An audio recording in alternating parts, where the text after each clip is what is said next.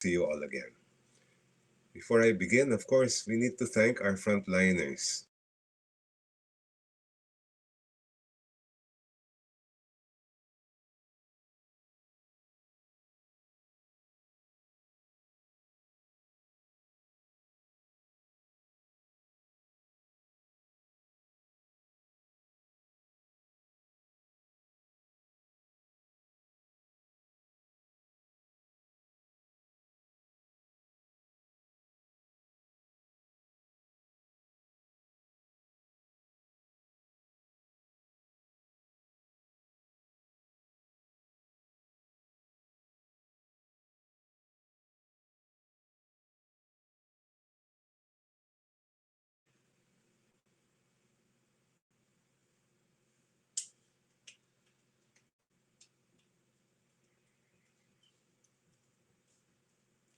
Meron ng mga nag-ano.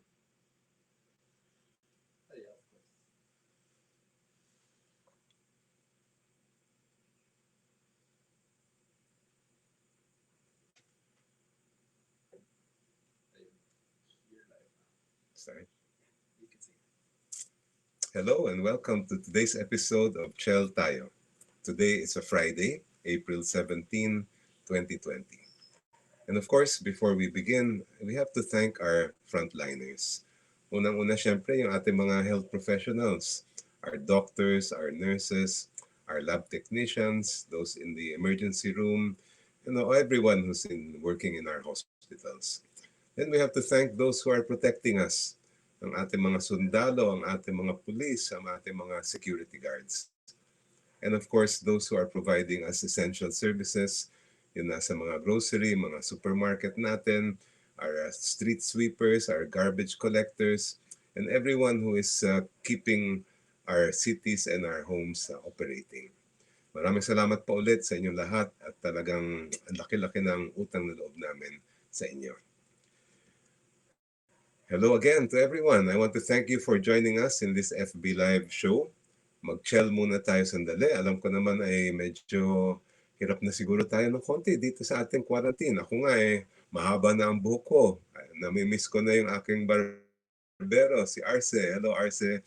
Kumusta ka na dyan sa Pampanga? I hope you're doing well and your family. Hello Lilibeth. Good morning din sa inyo. Hi. Hello Apet Cruz via Venice. Good morning din sa inyo. Kay Priscilla, salamat din sa inyong panunood at suporta. Hello Erwin. Let's begin by konting balita lang. What has been happening to me lately? Well, the other day, noong April 14, Tuesday, ako ay lumabas sa isang online show. Parang fundraising ito at napakagandang idea. Ito ay organized ng Furball. Alam niyo ba yung Furball? Furball is a collective of creative industry stalwarts. At ang ginawa nilang fundraising ay para sa Philippine Genome Center. Kilala niyo ba yung Philippine Genome Center? Dapat alam natin yan. The Philippine Genome Center and the National Institute of Health ay parehong mga ahensya ng University of the Philippines. Sila ang gumawa ng ating local na COVID-19 testing kit.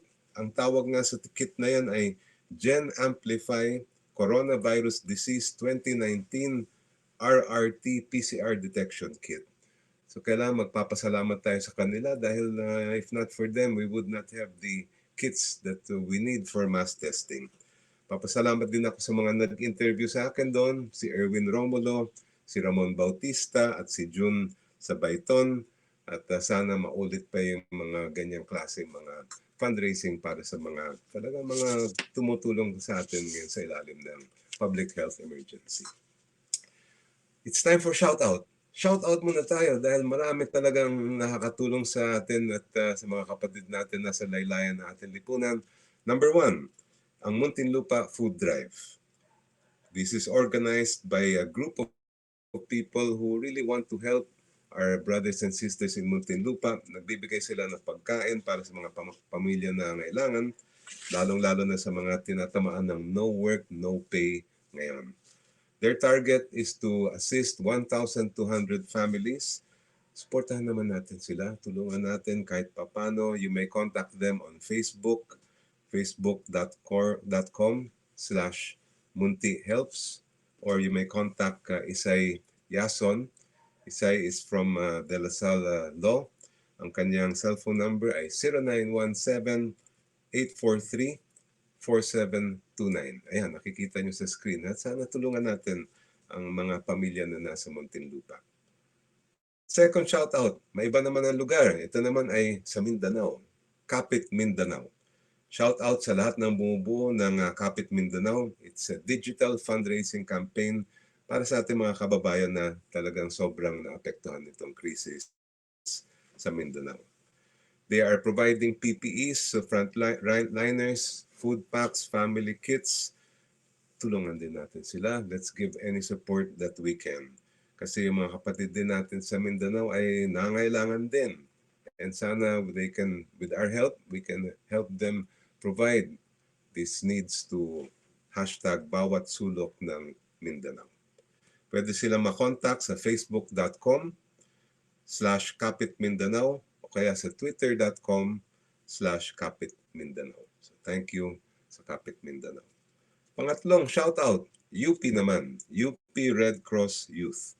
This is a group that is also looking after our frontliners, ang kanilang paglingap, donation drive para sa PPE ating mga health workers. Ang mga pwedeng makontak dito sa UP Red Cross Youth ay si Princess Alaray. She may be contacted at Viber. The number is on your screen, 0920-900-4181. That is for cash donations. O kaya si Stephanie Corvera, 0917-626-0713 for in-kind donations. Mahanap po sila sa Facebook, facebook.com/URCY o i-search nyo lang ang UP Red Cross Youth. At pang-apat, ako si Ma'am Fatima, isa kong kakilala. Biro mo, sa pamilya ni Ma'am Fatima, there are 11 medical frontliners who are spread out all over the world. Ako, grabe itong pamilyang to. They have 2 medical frontliners dito sa atin sa Pilipinas, 3 sa Denmark, 2 sa UK, 2 sa Saudi, at 2 sa California. Can you imagine? Grabe itong pamilyang to. Dapat talaga may shoutout sila. Thank you kay Ma'am Fatima at sa inyong mga kamag-anak. Now it's time for a little conversation. I have a guest. This is the first time we're going to have a guest in our show. Ito naman ay Coffee and Chel ang tawag natin sa segment na ito. Dahil mahilig ako magkape, kaya kailangan natin yan. We have a guest. He's a lawyer like me. He is much younger than I am, I'm happy to say. Siya po ay taga Laguna. Ang kanyang specialization, magaling po sa tax ito. Pero hindi po tax ang pag-uusapan natin ngayon. Si Josel Dilag, Attorney Josel Isidro Dilag, ang ating guest ngayon. At ang pag-uusapan natin ay tungkol sa isang initiative. Ang tawag dito ay Valor 19. Hindi ko alam kung nakita na ninyo itong Valor 19 sa Facebook. Meron silang Facebook page. At we are going to talk to Josel, ask him all about what is this Valor 19 initiative. Good morning, Josel. Good morning din, Dean. Okay naman, Dean. It's a nice morning today. Okay, let's begin. Unang tanong ko, what is Valor 19? Yes, Dean. So, Valor 19, isa po kaming grupo ng mga abogado at mga law students na naniniwala at tumatangkilik sa batas.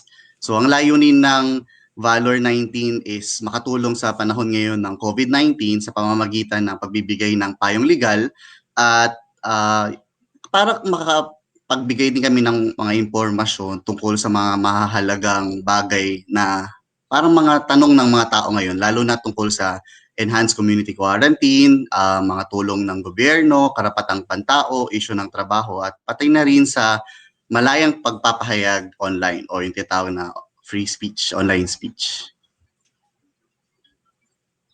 And how did this group come about? Paano ba yung naitayo itong Valor 19?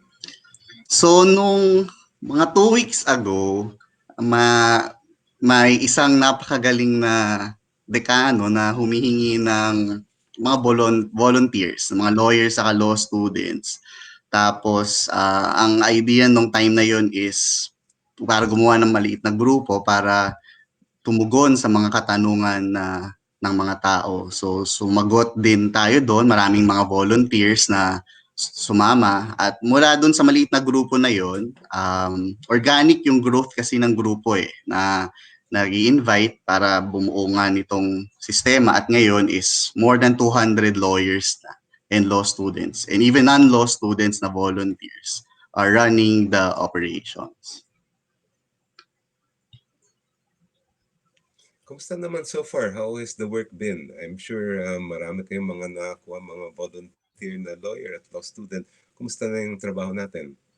Yes din. So, from 2 weeks ago, no, 1 week ago tayo nag-launch. It was Friday, yung araw na kagitingan nung nilaunch natin. And from then, nag-double na yung numbers ng mga volunteer lawyers and law students natin. We have, I think, 7 teams handling different parts of the operations. Marami tayo dito mga nakukuhang questions coming from the Facebook page. Mostly doon nagsasend ng message. And ang goal kasi ng grupo is makapagbigay ng sagot doon sa mga katanungan legal nila within 24 hours. So, para magawa yon, meron talagang maraming lawyers na naghihintay, naka-shift from 8 to 5 p.m. Drafting Go ahead, answers to continue. these questions, and then subsequently, yun, propose natin yung mga sagot. I think sa ngayon, may over 300 questions na tayong natanggap at most of these nasagutan naman na. Mga kasama at mga kaibigan, ha, supportahan natin ang Valor 19. Puntahan nyo yung kanilang Facebook page. At ulitin ko, yung mga na-reach na natin dito sa Valor 19 ay napakarami na. 12,635 likes, about 367,000 ang na-reach, more than around 336 questions received and 195 questions answered. I'd like to thank Chel. Maraming salamat sa inyong pagdalo dito sa ating show. At tuloy-tuloy lang sana ang ating trabaho. Thank you so much. Thank you din, Dean. Have a nice day. Okay, yan po si Chel. Ngayon naman ay let's say greet some of our followers. Johnny, ako, hello. Magandang umaga sa inyo. Kay Wowie, kay Richard. Meron bang may tanong po si Richard, may contact number ang Valor 19? Well, makukontak nyo sila sa Facebook page o kaya sa Messenger. Kay Laila naman, ako, salamat sa lahat ng volunteer lawyers. Yes, nagpapasalamat din tayo. Hindi lang mga lawyers yan, pati mga law student ay kasama dyan sa initiative ng Valor 19.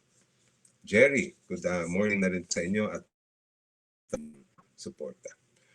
Let's go to the next segment. Ito naman ay Ask Chel. Pero konting disclaimer lang, kailangan kong may paliwanag ito. Number one, syempre yung sagot ko sa inyong tanong, mga legal questions ninyo, ay nakabase doon sa kung ano man ang nakalagay sa loob ng inyong tanong. So the answer to your questions are based on information provided. The answer could change if there are additional facts that are added to the question na hindi pa nakalagay doon. Second, very important, the answer to your legal questions is really for your information only and for the education of the public. I'm not creating any kind of lawyer-client relationship by answering your question at hindi po tayo covered ng tinatawag na lawyer-client privilege. So, sagutin muna natin ang tanong na galing kay Jerome from Ballesteros. Ang Ballesteros ata ay sa Cagayan, if I'm not mistaken.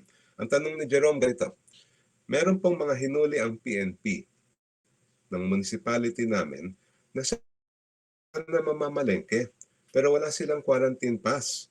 Ang issue po dito ay ikinulong sila at kailangan daw po silang magbayad ng 3,500 at magstay ng overnight sa kulungan. Pwede po ba yon? We can follow instructions po naman sana pero hindi po kasi sila nagpaabisa na bawal pala yon. Okay, ganito yung kailangan ko maipaliwanag yung context ng batas dito. Ang una kong dapat malaman ay may ordinansa ba na ipinagbabawal lumabas ng bahay o mamalengke na walang quarantine pass. Pangalawang tanong, yung bang ordinansa na yan, assuming na meron ba yan napapaloob na parusa? Let's say, certain number of days imprisonment o magbayad ng fine. Kung meron ordinansa at kung meron na napapaloob na parusa doon sa ordinansa, then meron kapangyarihan ang inyong local government na mag-aresto kung sino man ang maglalabag niyan. Siyempre sana dapat ipinaliwanag nila yon at dapat ikinalat nila yung ordinansang yan. Pero kung nandun talaga yan at ipinasa ng municipal council ay talagang batas na yon. Ngayon, ang tanong, ano ba yung 3,500 na sabing pinababayad? Malamang ay yan ay piyansa. Kasi pag sabihin natin may ordinansa, pinagbawal nga yung lalabas na walang quarantine pass, tapos may parusa, ay offense nga yan. So dapat kung kaya gusto nyo makalaya ay either magpapabail tayo, usually ang pinakamababang bail nasa 3,000, 3,500, o kaya hihingi tayo ng recognizance, yung papalayain tayo na kahit walang piyansa. Yun ang sagot ko sa inyong tanong. Ngayon, kung syempre may kailangan pa kayo ay maganda rin, pwede niyong puntahan at sulatan ang Valor 19 at marami din kaming mga kasama doon na handang-handa sumagot sa inyong mga questions. Sandali lang mga kaibigan at ngayon magbe-break muna tayo dahil ayusin na muna natin konti yung wifi.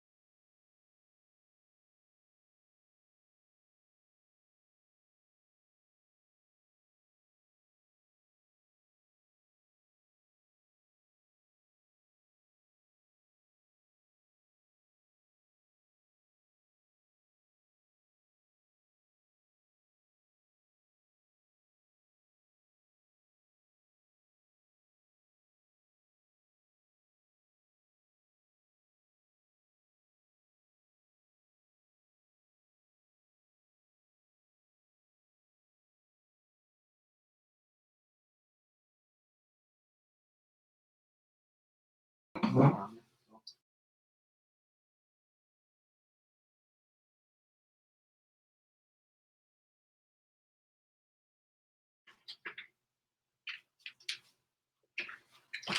better move out soon. We're gonna start. Hello ulit. Balik tayo sa segment ng Ask Chel. At may tanong naman ngayon si Rai ng Marikina. Halos magkapareho actually ang tanong ni Rai at ni Jerome. Si Jerome ang tanong niya tungkol sa quarantine pass. Si Rai naman ang tanong ay tungkol sa curfew. Ito ang tanong ni Rai. Ano po ba ang standard procedure pag nahuli ng curfew, ng paglabag ng curfew? May kakilala po kasi ako na nahuli Tuesday morning. Sabi po Friday pa daw sila makakalabas kasi may inquest daw po. Tapos, ikinalbo din siya. Ang sagot ko kay Rai ay tulad din ng sagot kay Jerome. Unang-una, doon ba sa inyong bayan ay may ordinansa na nagbababa ng curfew? At yung bang paglabas nila ng bahay ay doon sa mga oras na may curfew, ayon doon sa ordinance. Second, kung may ordinansa man yon ay meron ba napaloob na parusa sa mga lalabag ng curfew?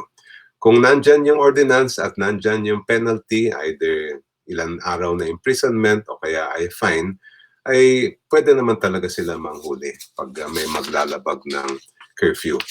Ngayon, ano dapat ang proseso? Pag may isang naaresto ay dapat dadalhin siya sa pinakamalapit na police station o kaya ay jail. At dapat ay ihaharap siya sa inquest. Ano ba ang inquest? Yung inquest, yung haharap yung arestado doon sa isang inquest prosecutor, taga prosecutor's office o Department of Justice. Kung mga opensang mga curfew, malamang ay light offense lang yan.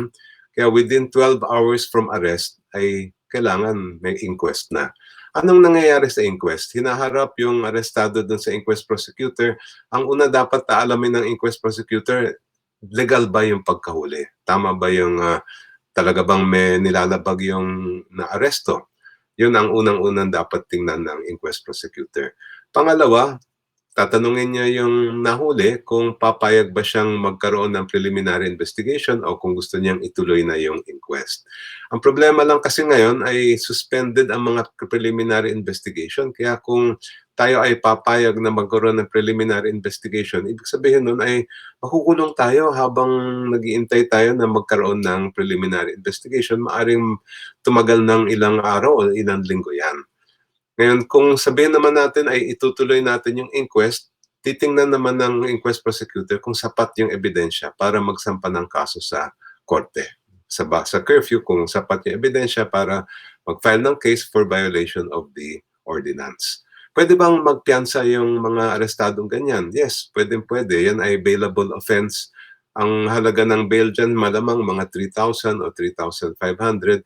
Kung makapagpiyansa agad ay hindi na kailangan mag-overnight, hindi na kailangan ng 3 araw pa bago makalaya. Kung hindi naman kaya, kung wala naman tayong pambayad ng piyansa, pwede rin tayong humingi ng tinatawag na recognizance na kayo ay ilalaya pero ilalagay kayo sa kustodiyan ng isang taga-inyo, yung isang kilalang tao doon para siya na yung barang hahawak at aangkin sa inyo habang nakapending ang kaso. So yan po. Ngayon yung tanong naman, yung kinalbo, naku, wala naman siguro sa mga penalty yan sa paglabag ng curfew. Kung wala naman sa penalty yun at ako'y talaga naniniwala na hindi pwedeng gawin penalty yan, ay hindi dapat gawin yun. Yun ay labag sa ating karapatan pantao, yung ating right to dignity. May isa pa akong sasabihin, kung yung nahuli ay minor, 15 years old o below 15 years old, ay hindi na dapat ikulong yun. Dapat ibabalik agad sa kanyang pamilya o sa kanilang tahanan dahil under the juvenile justice law ay walang criminal liability ang 15 years old or mas bata sa 15 years old. So sana naisagot ko ang tanong ni Jerome at ni Rai. Kung meron pa kayong mga tanong, pwede niyong ipadala doon o puntahan niyo yung Facebook page ng Valor 19. Ako, hello kay John, hello kay Danilo, hello kay Julian, kay Romel. Maraming salamat sa inyong panunood at sa inyong suporta. Okay, last time nagkaroon tayo ng isang segment na Chel, the truth. At nung una natin na ginawa ito, ang pinag-usapan natin nun ay guide to online speech. Ngayon naman, iba ang topic natin. Ngayon naman, ang pag-uusapan natin ay how to detect fake news. Dahil alam naman natin lahat, ako, laganap ang fake news ngayon. Lahat tayo nasa quarantine, lahat naka-online. Kaya siguro yung mga, kung sino mga gumagawa ng mga fake news na yan ay masipag din sila. Kaya dapat masipag din tayo na alamin kung ano yung peke at ano yung totoong mga news. Itong mga ikikwento ko sa inyo ay mga tips ko ay nanggagaling sa dalawang source. Yung una ay isang article na sulat ni Nick Robbins Early sa Huffington Post. Ang pangalan ng kanyang sinulat ay How to Recognize a Fake News Story. At magpapasalamat din ako sa kapatid ko si Ma'am Maris Diokno, isang professor ng history, dahil meron din siyang pinadalang mga material sa akin tungkol sa how to detect fake news. Number one, paano mo malalaman ba kung peke talaga yung news na yan? Ay, syempre, basahin mo na yung buong article. Read past the headline. Dahil alam nyo, yung mga mahilig gumawa ng mga fake news, hahanap sila ng magandang attractive na first line o headline. Pero pag binasa nyo yung buong storya na makikita nyo, naku, wala naman palang kwenta to. So kailangan, number one, read the article. Do not just rely on the headline. Pangalawa, check the URL. Kasi magagaling din yung mga nagpe-fake na yan. Example, yung abcnews.com ay yun ay tunay na website yun.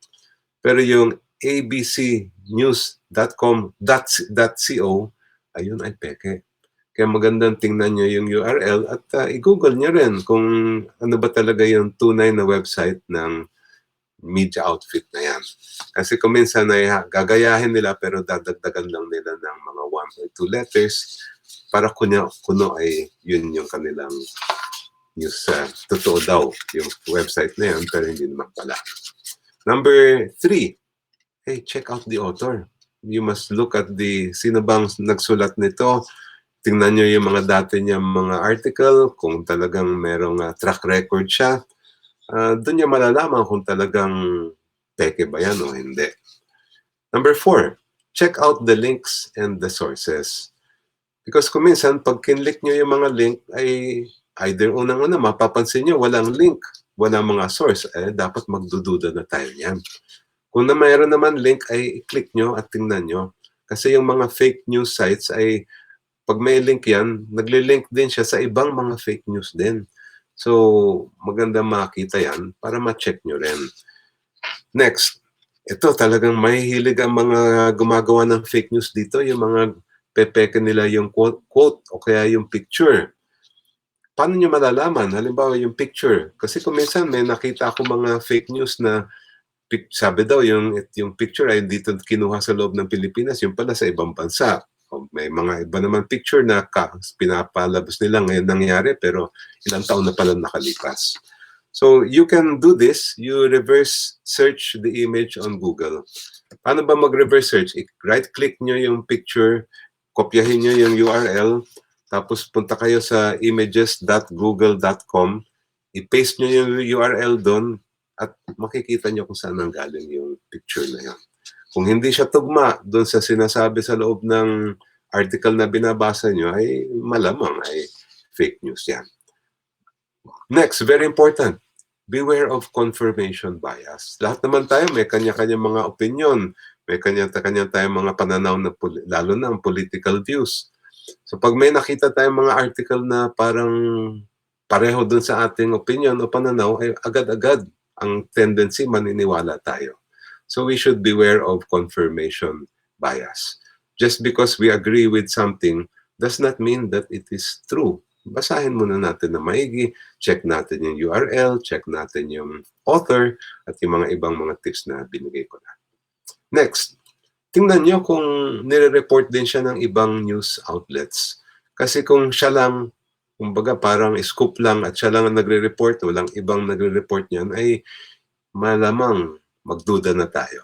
Because generally, pag may nag-viral, lalong-lalo na yun, talagang yung kakaibang mga balita, agad-agad kakalat na yan sa internet. So make sure that you check it first if other news outlets are also reporting it. And next, think before you share. Minsan, di ba, may nakita tayo, excited na tayo agad, share na agad. Yung pala, mamaya-maya, kinorek tayo ng kaibigan natin, huy, fake news yan. Kaya bago tayo mag-share, ay checkin natin ng mabuti. And ask yourself, is this really something that I should be sharing? And of course, last but not least, meron mga fact-check na sites. Meron mga dito sa Pilipinas, meron din sa abroad na pwede niyong i-check. For example, verafiles.org. Ang Verafiles at ang Rappler ay partner ng Facebook sa pag-check ng mga fake news pages. At sila rin ay bahagi ng International Fact-Checking Network. Tapos meron din isang Fact Check Philippines na may Facebook page. Ito naman ay gawa ng mga citizens na maganda rin tingnan dahil ako mismo may nakikita ko dyan. Sa abroad naman, meron din mga sites where you can check, for example, for politics, political-related na mga news, factcheck.org, kaya ang politifact.com. Yung mga general scams, ang tingnan nyo naman ay ang snopes.com. Sa mga hoax at mga fake na mga email at Facebook, tingnan nyo naman yung truthodfiction.com o kaya ang hoaxslayer.com. So yan yung konti natin na kwentuhan tungkol sa how to detect fake news. Yan yung ating segment on Chel the Truth ngayong araw na ito. Next naman ay gawin natin itong books. Nung first time na pinag-usapan ko yung books, ang mga pinag-usapan natin ay mga pang-adult na libro. Pero ngayon naman, ibahin natin. Let's talk about 2 children's books that I'd like to share with you. Yung mga nanonood na may mga kapatid o mga pamangkin o anak na mga young children pa ay magagamit niyo itong mga librong ito. Unang-una, the first book I want to share with you is entitled Magnificent Benito and His Two Front Teeth. Naku, gustong-gusto ko tong libro na to dahil sa ngipin. Ang bida dito sa librong ito ay ngipin. The story is written by Ogie Rivera and by Mike Rivera and illustrated by Jason Moss. Ang kwento nitong libro ay ganito. May isang baby, nung napanganak siya ay buo na yung ngipin niya. Tapos syempre, kakaiba yon, medyo naging issue siya dun sa kanilang area, kanilang community, and the story revolves around Benito and his two front teeth. Aba, ano to ha? Winner ito. Ito ang na-award ng Carlos Palanca Memorial Award for Literature. Second prize for short story for children. Kaya congratulations kay Ogie, kay Mike at kay Jason. At it's a good thing to read about teeth, di ba? Minsan nga may nag-trending ng ngipin, di ba? Next, ito rin ay, papakita ko muna sa inyo yung cover itong Magnificent Benito and his two front teeth. Ayan, okay. Next book naman, ang title ay Ako ang Bayan. At nung una ko nakita to, na-remind ako nung bago pa ng COVID-19, ako yung umiikot, may tumatanggap ng mga imbitasyon magsalita sa youth. Marati kong binabanggit ito na kayo talaga, kayo mga kabataan ay you are the Philippines already. Kayo na talaga yung Pilipinas ngayon. Kaya nung nakita ko itong libro, Ako ang Bayan, sabi ko ba, bagay na bagay ito sa akin ah. Ang sumulat nito ay si P.D. Ginto. Ang guhit at disenyo ay gawa ni Manix Abrera. At ganda-ganda nitong libro na to dahil pag binasa nyo ay talagang malaki ang hugot para sa ating bayan. At dapat naman mahalin natin yung Pilipinas dahil ito yung talagang roots natin, di ba? And we must always never forget to love our country. Kita ko lang ulit yung inside page ng Magnificent Benito. Tingnan nyo naman yung ngipin nila. Oh, parang sinasabi yung ngipin ko yata. Oh, okay. Tama na yan. I want to thank also Adarna House. The two books that I showed you are published by Adarna House. At marami silang magagandang libro. We must always patronize our own local publications and writers. Next, Hello kay Albert Ong. Salamat din sa inyong suporta. Hello kay Teng. Good morning din po at sana safe kayo at healthy ang inyong pamilya. Hello kay Marivic at kay Linda. Good morning din kay Teng. Daming mga nag-greet ngayong umagang to Alright. Naku, napakasaya natin ngayong umaga. Sana naman nakapag-chill kayo ngayong morning ng Friday. Again, I want to invite you. May mga darating na events tayo. Bukas ay may FB Live tayo kasama ang FARA. 9 a.m. Please tune in at facebook.com/FARA Chicago. Ang FARA ay Filipino-American Human Rights Alliance. Ako ay nakapag-guesting na sa kanila dati at I'm looking forward to another nice exchange of ideas with them tomorrow. Sa Lunes naman, ako ay magiging bisita ng Every Woman. 4:30 p.m. live po with Every Woman. Please tune in. facebook.com/everywomanph. Usapang Every Woman, 3rd episode, Batas Bayanihan at ang Karapatang Pangtao. Yan po, Lunes, April 20, 5:30 p.m. Hello, Otto. Sa Chel lang tayo dapat, di ba?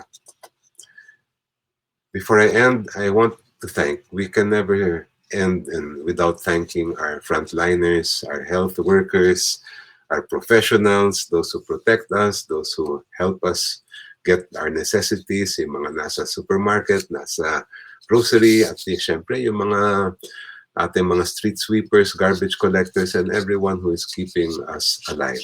Maraming salamat ulit sa inyong lahat at we should not stop ever thanking them for all the work they are doing. Nandito na naman tayo, sa Chel tayo. I can't wait for our next episode. Good morning to everyone at huwag niyong kakalimutan, dapat Chel lang tayo parate. God bless.